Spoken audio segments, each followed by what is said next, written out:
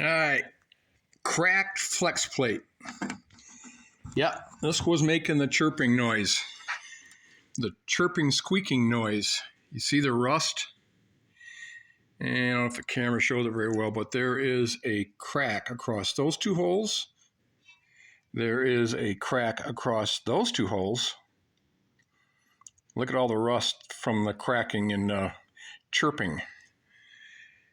And this one doesn't have as much rust, and it's hard to see in the camera. But there's a crack across those two holes. So there's 3 cracks that go across 2 of the 6 holes that mount to the crankshaft. And here's the back side, and you can see the shiny crack there. Not so much there, but rusty, shiny there. Anyway, this flex plate's no good. Maybe somebody who really knows metallurgy can weld it up and make it right. But it was 75 bucks. I bought this on Summit 3 years ago, about 5 years ago. And I had put this torque converter on it that I got from Monster Transmission along with the transmission. And then a couple of years ago, I had to pull the transmission off the engine again. And while I was at it, a friend of mine gave me this torque converter. This is a 12-inch, 2200 RPM stall converter lockup for a 4L60E. And this one from Monster is supposed to be, this one in my car, I could go 0 to 60 if I got traction. 0 to 60 was about 5 seconds.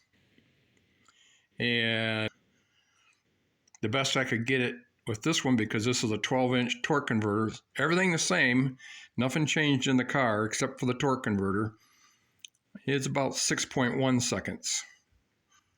Now it's a little slower because it is a heavier 12-inch torque converter and it doesn't have as high as a stall. Surprisingly, with a 3500 RPM stall in this torque converter, it's actually easier to launch without getting too much wheel spin.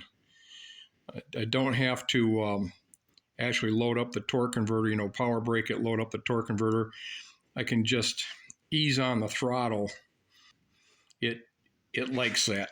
And the cam in my car it's a 4.8 liter GMLS engine, and it doesn't have a whole lot of bottom end torque. Stock cam plate. And I think what happened was, there's a spot on here. I think it was this one. I measured it. And this thing pivoted this way. Now this is a stock motor. 273 rear end, open differential, stock 4.8, 285 horsepower net. Maybe 300 pounds of torque, maybe 285 foot-pounds of torque. And it broke this because this thing got kitty-wampered. It got out of shape somehow. And it did that. So we're going to replace that. We're going to replace that. And we're going to put that in. We're going to put that torque converter back in. And we'll see what happens. I'll let you know. Hopefully it'll go back to 5 seconds. And I'll get rid of my squeak. And hopefully the squeak stays away for a long time.